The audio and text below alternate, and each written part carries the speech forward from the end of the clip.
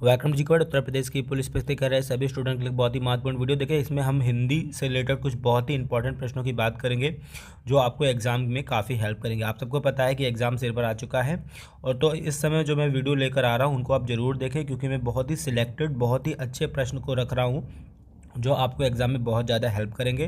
तो हिंदी में का ये एक बहुत ही महत्वपूर्ण वीडियो है और हिंदी के बहुत ही सिलेक्टेड प्रश्न इस वीडियो में रखे गए हैं जो आपको एग्ज़ाम में बहुत ज़्यादा हेल्प करेंगे। तो भाई करना क्या है, वीडियो को शुरू से लेकर लास्ट तक देखना है और प्रत्येक प्रश्न को अच्छे से समझ लेना है, क्योंकि ऐसे ही प्रश्न आपको हिंदी में देखने को मिलेंगे। ठीक है, तो देखिए पहला प्रश्न क्या बोला है कि आचार्य महावीर प्रसाद द्विवेदी ने हिंदी के प्रारंभिक काल को बीज वपन काल, ठीक है, बीज वपन काल की संज्ञा जो है दी थी। ठीक है, तो हिंदी का जब प्रारंभिक काल स्टार्ट हुआ, ठीक है, तो इस काल को सब लोगों ने अलग अलग नाम का जो है दर्जा दिया। तो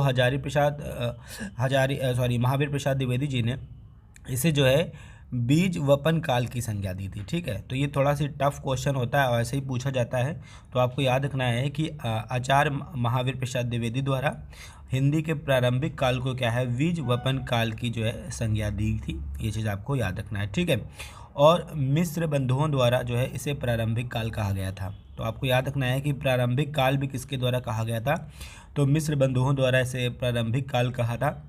और आचार्य रामचंद्र शुक्ल ने इसे आदिकाल या फिर वीर गाथा काल कहा था। ठीक है, तो बहुत बारी क्वेश्चन पूछा जाता है हिंदी के प्रारंभिक काल को किसने आदिकाल या फिर वीर गाथा काल का की जो है संज्ञा दी है, तो वो आचार्य रामचंद्र शुक्ल जी ने दी है।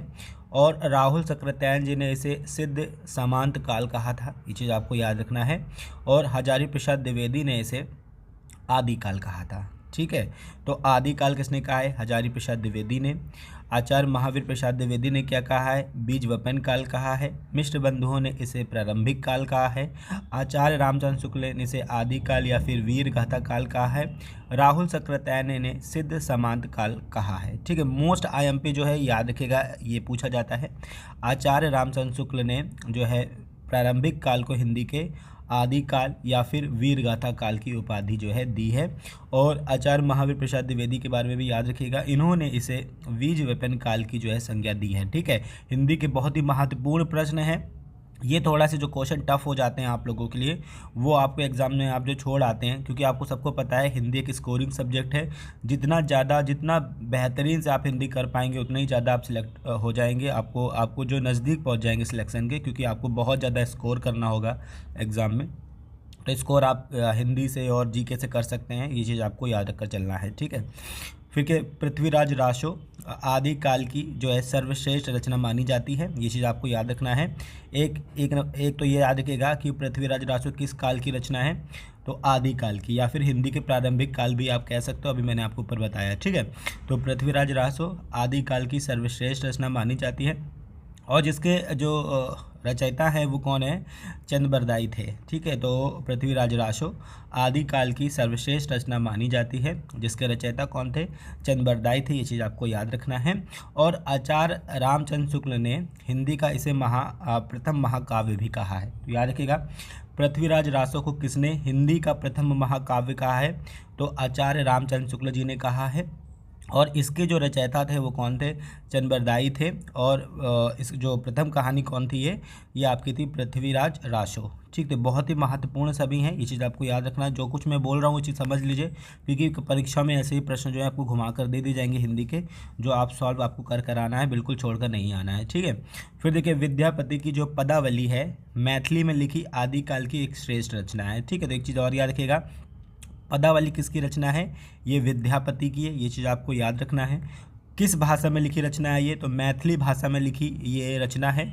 और इसे भी आदिकाल की एक श्रेष्ठ रचना माना जाता है, ये चीज़ आपको याद रखना है। ठीक है, भक्ति काल को हिंदी साहित्य का जो है स्वर्ण काल कहा जाता है, ये चीज़ आपको याद रखना है। क्वेश्चन आपसे पूछा जाएगा, ऑप्शन ऐसे दिया जाएगा कि किस काल को हिंदी का स्वर्ण काल कहा जाता है, उसमें लिखा होगा वीर गाथा काल, या फिर आपका आधुनिक काल, या फिर आपका भक्ति काल। तो आपको याद रखना है भक्ति काल को हिंदी साहित्य का स्वर्ण काल कहा जाता है। ये एक आईएमपी क्वेश्चन है और कई बार एग्जाम में पूछा जा चुका है, तो ये चीज़ आपको याद रखनी है। ठीक है, चलिए फिर देखिए फिफ्थ नंबर वाला जो क्वेश्चन है, भक्ति आंदोलन की शुरुआत जो है सर्वप्रथम दक्षिण में हुई थी। याद रखिएगा एक चीज़ और चीज़, ये क्वेश्चन कई बार पूछा जा चुका है कि भक्ति आंदोलन की शुरुआत जो सर्वप्रथम कहाँ पर हुई है, तो याद रखिएगा भारत के दक्षिण में भक्ति आंदोलन की सर्वप्रथम शुरुआत हुई थी। और जिसके प्रमुख प्रवर्तक माने जाते हैं रामानुज, तो इनको भी याद रखिएगा। रामानुज जो है भक्ति आंदोलन के प्रमुख जो है प्रवर्तक माने जाते हैं दक्षिण में। और तथा उत्तर भारत में रामानंद, ठीक है, उत्तर भारत में रामानंद को भक्ति आंदोलन का प्रमुख प्रवर्तक के रूप में जाना जाता है। ये चीज़ आपको याद रखना है, ठीक है। तो उत्तर भारत में रामानंद और दक्षिण भारत में रामानुज को भक्ति आंदोलन में का जो है प्रमुख प्रवर्तक माना जाता है। क्वेश्चन को समझ के चलिए अच्छे से, हर एक क्वेश्चन इंपॉर्टेंट है और बहुत ही सिलेक्टेड है, ठीक है। तो अच्छे से इसको ज़रा देख के चलिएगा वीडियो को, पूरी कोशिश करिएगा कि इस वीडियो के सभी प्रश्न अच्छे से देख कर जाइए, क्योंकि बहुत ही महत्वपूर्ण वीडियो है ये आपके लिए, ठीक है। भक्ति काल की जो दो प्रमुख धाराएं हैं, जिसमें जो आपका एक आपका है भक्ति निगुण भक्ति धारा और एक है सगुण भक्ति धारा, ठीक है। तो भक्ति काल की दो प्रमुख धाराएं हैं, जिसमें से एक क्या है निर्गुण और एक क्या है सरगुण, ठीक है। ये दो प्रमुख धाराएं होती हैं, ये चीज़ आपको याद रखना है। निगुण भक्ति के जो प्रमुख प्रवर्तक माने जाते हैं वो कौन माने जाते हैं, कबीरदास और जायसी, ठीक है। बहुत बार पूछा जाता है कि कबीरदास जो है किस भक्ति धारा के कवि थे, तो याद रखना निगुण भक्ति धारा के कवि थे, या जायसी किस भक्ति धारा के कवि थे, तो ये भी निगुण भक्ति धारा के कवि थे, ठीक है। और सगुण भक्ति धारा के प्रमुख प्रवर्तक जो माने जाते हैं वो माने जाते हैं तुलसीदास और सूरदास। ये भी दोनों महत्वपूर्ण हैं और कई बार ये भी एग्जाम में पूछे जाते हैं, तो ये चीज़ भी आपको याद रखना है, ठीक है। तो निगुण भक्ति के कौन माने जाते हैं, ये चीज़ आपको याद रखना है, कबीरदास जी और जायसी। और सगुण भक्ति के माने जाते हैं तुलसीदास और सूरदास, ठीक है। ये चीज़ आपको याद रखना है। बहुत ही महत्वपूर्ण, बहुत ही सिलेक्टेड प्रश्न है इस पूरी वीडियो में, जो आपको बहुत ज़्यादा हेल्प करने वाला है। एक किताब से मैंने बहुत ही सिलेक्टेड जो क्वेश्चन होते हैं वो मैं आपको प्रोवाइड कराता हूँ, जो आपको एग्जाम में आराम से देखने को मिल जाएंगे, और बहुत ही मैं एनालिसिस करके ही आपको क्वेश्चन प्रोवाइड कराता हूँ, ठीक है। देखिए कबीरदास, रैदास, नामदेव और मलुकदास प्रमुख संत कवि हैं, ठीक है। ये भी बहुत बार पूछा जा चुका है कि रैदास किस तरह के कवि हैं, तो आपको याद रखना है संत कवि हैं। कबीरदास हुए, रैदास हुए, नामदेव हुए या फिर मलुकदास, ये सभी जो है प्रमुख संत कवि हैं, ये चीज़ आपको याद रखना है। आचार्य रामचंद्र शुक्ल ने कबीर की भाषा को क्या कहा है, सदुक्कड़ी भाषा की संज्ञा दी है, ये भी आपको याद रखना है, ठीक है। कई बार पूछा जाता है कि कबीर की भाषा को सदुक्कड़ी भाषा की संज्ञा किसके द्वारा दी गई है, तो आचार्य रामचंद्र शुक्ल के द्वारा जो है इन्हें जो है सदुक्कड़ी भाषा की संज्ञा दी गई है। ये चीज़ आपको याद रखना है, ये भी क्वेश्चन कई बार एग्जाम में और जो है पूछा जा चुका है, ठीक है। फिर कृष्ण भक्ति धारा के प्रमुख कवि सूरदास कहलाते हैं, जिन्हें अष्टछाप का जहाज भी कहा जाता है। तो देखिए यहाँ पर दो प्रश्न हैं। पहला आपको याद रखना है कि कृष्ण भक्ति धारा के प्रमुख कवि कौन माने जाते हैं, तो कवि सूरदास माने जाते हैं, ये चीज़ आपको याद रखना है। और जिन्हें अष्टछाप का जहाज कहा जाता है, ये चीज़ भी आपको याद रखना है, क्योंकि ये क्वेश्चन भी कई बार रिपीट हो चुका है, ठीक है। फिर देखिए 10वां नंबर का क्वेश्चन क्या है, राम भक्ति धारा के प्रमुख कवि गोस्वामी तुलसीदास माने जाते हैं, ठीक है। राम भक्ति धारा के प्रमुख कवि कौन माने जाते हैं, गोस्वामी तुलसीदास माने जाते हैं। तुलसीदास के अनुसार एक ऐसा देश जहाँ कोई गम ना हो, उसे राम राज की जो है संज्ञा दी गई है, ये चीज़ आपको याद रखना है, ठीक है। कबीरदास ने भी दी है, बहुत से ऐसे राइटर हैं जिन्होंने ऐसे देश की कल्पना करी है जहाँ पर कोई दुख ना हो, और उन्होंने उसे अलग अलग नाम की संज्ञा दी है। और गोस्वामी तुलसीदास के द्वारा जो है ऐसा देश जहाँ पर कोई गम ना हो, उसे क्या संज्ञा दी गई थी, राम राज की संज्ञा दी गई थी, ये चीज़ आपको याद रखना है, ठीक है। बहुत ही महत्वपूर्ण प्रश्न है ये सब आपको एग्जाम में देखने को आराम से मिल जाएंगे। देखिए मधुमालती मंजन की प्रमुख रचना है, मृगावती कुटुम्बन की प्रमुख रचना है, चित्रावली उस्मान की रचना है, पद्मावती जायसी की प्रमुख रचना है, और सूफी काव्यधारा की ये प्रमुख रचनाएं, ये चीज़ भी आपको याद रखना है, ठीक है। तो ऐसे ये प्रश्न पूछे जाते हैं, बहुत बार पूछी जाती है पद्मावती, तो याद रखिएगा पद्मावती जायसी की प्रमुख रचना है, और मृगावती कुटुम्बन की प्रमुख रचना है, और ये सभी सूफी काव्यधारा के प्रमुख रचनाएं हैं, और ये उनके रचनाकार हैं, ठीक है। ये भी बहुत बार पूछा जाता है एग्जाम में, तो आपको ये चीज़ याद रखनी है। फिर बात करेंगे, देखिए पार्वती मंगल, जानकी मंगल, दोहावली, विनय पत्रिका, रामचरितमानस तुलसीदास के प्रमुख रचनाओं में से एक है, ठीक है। इसमें से मोस्टली पूछी जाती है विनय पत्रिका, पार्वती मंगल, रामचरितमानस, ये एग्जाम में बहुत ज़्यादा पूछी जाती है। तो पार्वती मंगल, जानकी मंगल, दोहावली, विनय पत्रिका, रामचरितमानस, ये सभी क्या है, तुलसीदास की प्रमुख रचनाएं हैं, ये चीज़ आपको याद रखना है। रामचंद्रिका जो है प्रबंध का जो है केशव की प्रसिद्ध कृति है। ठीक है, तो याद रखिएगा ये रामचंद्रिका जो है वो केशव दास की प्रसिद्ध कृति है, क्योंकि बहुत बार ये पूछ लिया जाता है तुलसीदास के साथ ही, तो लोगों को लगता है रामचंद्रिका तुलसीदास से रिलेटेड होगा, लेकिन नहीं, रामचंद्रिका जो प्रमुख रचना है वो केशव दास की है। ये चीज़ आपको याद रखना है, ये क्वेश्चन भी कई बार जो है पूछा जा चुका है। ठीक है, आप सूरदास हो गए, या फिर कुंभन दास हो गए, या फिर परमानंद दास हो गए, या फिर कृष्णदास, और जो है अष्टछाप के प्रमुख कवि हैं। ये चीज़ आपको याद रखना है। फिर से देखिए इस क्वेश्चन को, बहुत अच्छा क्वेश्चन है। सूरदास, कुंभन दास, परमानंद दास और कृष्णदास, ये अष्टछाप के प्रमुख कवि हैं, और जिनके गुरु कौन थे, ये वल्लभाचार्य थे। ये चीज़ आपको याद रखना है।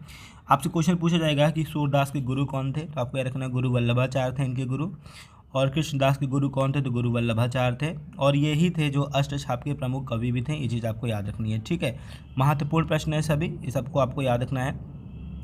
उत्तर मध्यकाल, जिसे आचार्य रामचंद्र शुक्ल ने रीतिकाल की उपाधि दी है, इसका प्रारंभिक वर्ष 1650 ईस्वी से 1850 ईस्वी तक माना जाता है। ठीक है, तो एक क्वेश्चन देखिए, ये समझिए, उत्तर मध्यकाल को किसने रीतिकाल की उपाधि दी है, तो किसने दी है, आचार्य रामचंद्र शुक्ल ने दी है। ये चीज़ आपको याद रखना है। और इसका जो प्रारंभिक काल क्या है, वो 1650 से 1850 के बीच माना जाता है, जो कि बहुत ही महत्वपूर्ण है। ठीक है, ये क्वेश्चन ये जरूर याद रखिएगा कि आपका ये उत्तर मध्य काल को किसने रीतिकाल की जो है उपाधि दी है, तो किसने दी है, आचार्य रामचंद्र शुक्ल जी ने दी है। ठीक है, चलिए, जो घनानंद रीति मुक्त कवियों में श्रेष्ठ कवि माने जाते हैं। ठीक है, तो रीति मुक्त जो कवि होते हैं उनमें से श्रेष्ठ कवि माने जाते हैं घनानंद। ये चीज़ आपको याद रखना है, कई बार पूछा जाता है कि घनानंद किस तरह के कवि हैं, तो रीति मुक्त कवि हैं। ये चीज़ आपको याद रखना है। ठीक है, ये रीतियों से मुक्त कवि थे, इस कारण इन्हें रीति मुक्त कवि कहा जाता है, और रीति मुक्त कवियों में ये श्रेष्ठ कवि माने जाते हैं घनानंद। ये चीज़ आपको याद रखनी है। ठीक है, केशव दास प्रमुख रीतिबद्ध कवि हैं, जिन्हें आचार्य रामचंद्र शुक्ल ने कठिन काव्य का प्रेत कहा। ठीक है, वेरी वेरी इंपॉर्टेंट क्वेश्चन। देखिए, रीति मुक्त थे घनानंद, अब ये रीतिबद्ध है, यानी रीतियों के साथ बंधे हुए हैं ये, और इनकी रचनाओं में इस चीज़ की जो है प्रधानता भी देखी जाती है, जिनका नाम क्या है, केशव दास। ठीक है, तो केशव दास को आचार्य रामचंद्र शुक्ल ने क्या कहा, कठिन काव्य का प्रेत कहा है। ये चीज़ आपको याद रखना है, ये क्वेश्चन कई बार जो है पूछा जा चुका है। ठीक है, बद्री नारायण चौधरी, प्रताप नारायण मिश्र और राधा कृष्ण दास भारतेंदु युग के प्रमुख कवि हैं। ये चीज़ आपको याद रखना है। ठीक है, तीनों ही नाम, बद्री नारायण चौधरी, इन्हें प्रेम घन के नाम से भी जाना जाता है, प्रताप नारायण मिश्र या फिर राधा कृष्ण दास को भारतेंदु युग के जो है प्रमुख कवि हैं। ये चीज़ आपको याद रखना है। कंसवध जो था वो राधा कृष्ण दास का जो है अपूर्ण रचना है। ये चीज़ आपको याद रखना है। कई बार क्वेश्चन पूछा जाता है कि कंसवध किसकी अपूर्ण रचना है, तो यार कि राधा कृष्ण दास की ये अपूर्ण रचना है कंसवध। ठीक है, चलिए फिर देखिए और क्वेश्चन देखिए, मैथिली शरण गुप्त की साकेत एवं यशोधरा रचनाओं में नारी प्रधानता देखी जाती है। ठीक है, तो ये चीज़ आपको याद रखना है। बहुत ही महत्वपूर्ण रचनाएं हैं दोनों साकेत और यशोधरा। ठीक है, साकेत और यशोधरा जो है इसमें नारी प्रधानता देखी जाती है, और ये किनकी रचनाएं हैं, ये मैथिली शरण गुप्त की रचनाएं हैं। ये चीज़ आपको याद रखना है। ठीक है, खड़ी बोली के प्रमुख प्रवर्तक मैथिली शरण गुप्त माने जाते हैं। ये चीज़ आपको याद रखना है। क्वेश्चन ऐसे पूछा जाएगा कि खड़ी बोली के प्रमुख प्रवर्तक माने जाते हैं, वहाँ पर आपको 4 ऑप्शन दिए रहेंगे, तो आपको याद रखना है कि मैथिली शरण गुप्त को खड़ी बोली के प्रमुख प्रवर्तक के रूप में देखा जाता है। ठीक है, और वैदेही वनवास एवं प्रिय प्रवास जो है प्रमुख प्रबंध काव्य है। ये चीज़ आपको याद रखना है। वैदेही वनवास और प्रिय प्रवास जो है प्रमुख प्रबंध काव्य है। ये चीज़ आपको याद रखना है। एक क्वेश्चन आपसे पूछते हैं कि प्रिय प्रवास किसकी रचना है, जरा कमेंट करके बताइए। वैदेही वनवास और प्रिय प्रवास दोनों ही क्या है, प्रबंध काव्य हैं। ये चीज़ आपको याद रखना है। ठीक है, और वैदेही वनवास या फिर प्रिय प्रवास किसकी रचना है, ये आप मुझे कमेंट करके तुरंत बताइए। फिर देखिए, साहित्य समाज का दर्पण है। ठीक है, प्रमुख पंक्तियाँ जो है महावीर प्रसाद द्विवेदी द्वारा लिखित है। ये चीज़ आपको याद रखना है। कई बार पूछा जाता है साहित्य समाज का दर्पण, ये पंक्ति दे दी जाएगी आपको, और फिर आपसे पूछा जाएगा ये किसके द्वारा लिखित है। ठीक है, तो महावीर प्रसाद द्विवेदी द्वारा लिखित है ये रचना। ये चीज़ आपको याद रखना है, ये पंक्ति। और छायावाद के प्रमुख प्रवर्तक जयशंकर प्रसाद की प्रथम कृति जो थी वो उर्वशी थी। ये चीज़ याद रखिएगा। उर्वशी रामचरित दिनकर की भी रचना है, लेकिन यहाँ पर देखिए क्वेश्चन क्या बोल रहा है कि छायावाद के प्रमुख प्रवर्तक। ठीक है, छायावाद के प्रमुख प्रवर्तक क्या नाम है इनका, जयशंकर प्रसाद जी हैं, और इनकी जो प्रथम कृति कौन सी है वो उर्वशी है। ये चीज़ आपको याद रखना है। ठीक है, और जयशंकर प्रसाद की अंतिम कृति जो थी वो कमायनी थी। जिसे महाकाव्य की जो है उपाधि प्राप्त है? ये भी बहुत ही महत्वपूर्ण प्रश्न है, आपको याद रखना है, ठीक है। और श्रद्धा एवं मनु, ठीक है, श्रद्धा एवं मनु जो है महाकाव्य कामिनी के जो है प्रमुख पात्र हैं, ठीक है। तो श्रद्धा और मनु किस कहानी के जो है प्रमुख पात्र हैं? तो कामायनी के। कई बार क्वेश्चन भी पूछा जा चुका है एग्जाम में, तो ये चीज़ आपको याद रखना है, ठीक है। बहुत ही सिलेक्टेड प्रश्न है, बहुत ही। नेक्स्ट क्वेश्चन की बात करेंगे कि मैं नीर भरी दुख की बदली, प्रसिद्ध पंक्तियाँ श्रेष्ठ कवयित्री महादेवी वर्मा की हैं, ये चीज़ आपको याद रखना है। मैं नीर भरी दुख की बदली जो प्रसिद्ध कृति है, जो पंक्तियाँ हैं, ये किनकी है? ये महादेवी वर्मा जी की है, ये चीज़ आपको याद रखना है। और तुलसीदास परिमल जो है सूर्यकांत त्रिपाठी निराला की प्रमुख रचना है। याद रखिएगा, तुलसीदास और परिमल ये दोनों ही रचना किनकी है? ये आपकी सूर्यकांत त्रिपाठी निराला जी की रचना है। ये कई बार एग्जाम में पूछी जा चुकी हैं, तो आपको याद रखना है, ठीक है। और वीरों का कैसा हो वसंत जो है ये सुभद्रा कुमारी चौहान की प्रमुख रचना है, ये चीज़ आपको याद रखना है। और माखनलाल चतुर्वेदी जिन्हें राष्ट्र कवि जो है संस्कृति के काव्यधारा का प्रमुख कवि माना जाता है, ठीक है। राष्ट्र कवि के संस्कृति काव्यधारा का प्रमुख कवि माना जाता है माखनलाल चतुर्वेदी को, ये चीज़ आपको याद रखनी है। फिर क्या? प्यासी पथराई आंखें नागार्जुन की प्रमुख रचना है, बहुत ही इंपॉर्टेंट रचना, बहुत बार पूछी जाती है। तो प्यासी पथराई आंखें नागार्जुन के जो है प्रमुख रचना है, ये चीज़ आपको याद रखना है। निशा निमंत्रण, मधुशाला, मधुबाला, मधु कलश, मिलन यामिनी हरवंश राय बच्चन की प्रमुख रचना है, ये चीज़ आपको याद रखना है।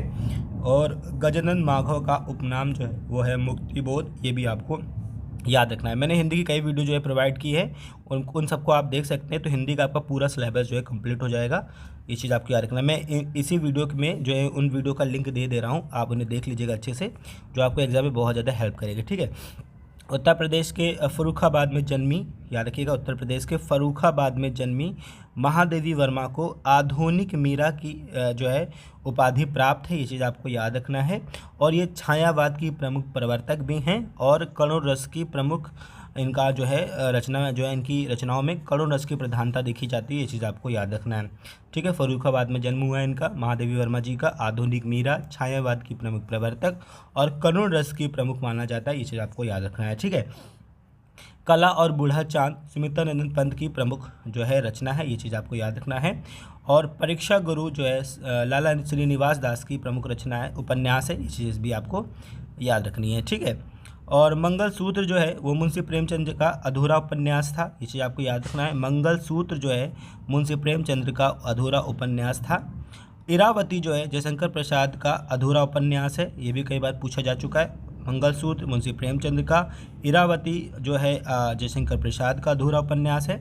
और पुरस्कार जयशंकर प्रसाद की प्रमुख कहानी है, तो ये भी आपको याद रखना है, ठीक है। बहुत ही महत्वपूर्ण वीडियो है ये, क्योंकि ऐसे ही प्रश्न एग्जाम में आपको देखने को मिलते हैं। पल्लू बाबू रोड फणीश्वर नाथ रेणु की मृत्यु के बाद प्रकाशित होने वाला उपन्यास है, ठीक है।